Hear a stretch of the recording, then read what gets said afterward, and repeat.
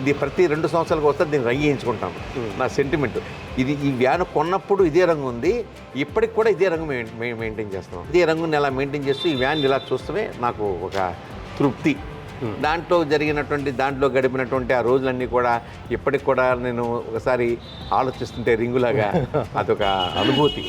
అంటే నేనేం చెప్తున్నానంటే అండి, ఆ భగవంతుడి యొక్క ఆశీర్వచనం ఉంది కాబట్టే ఈ వ్యాన్ ద్వారా అంబికా దర్బావతి నేను అమ్మి, ఈ వ్యాన్ ద్వారా అంబికా దర్బావతి ఇంత పాపులర్ అయ్యి, ఈ వ్యాన్ ద్వారా మేము ఈ స్థాయికి వచ్చాం అనేది నా సెంటిమెంట్.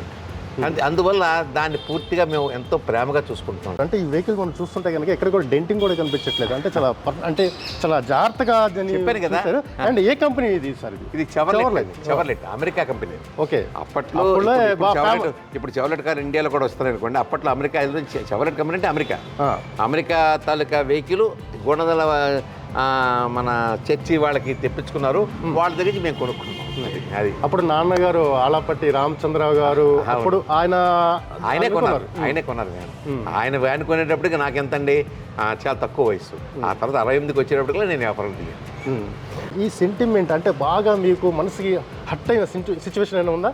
ఈ వెహికల్తో ఇలా పలానా చోటి సక్సెస్ అయ్యింది. అవును, అదే నన్ను ఎప్పటికీ వెంటాడుతుంది.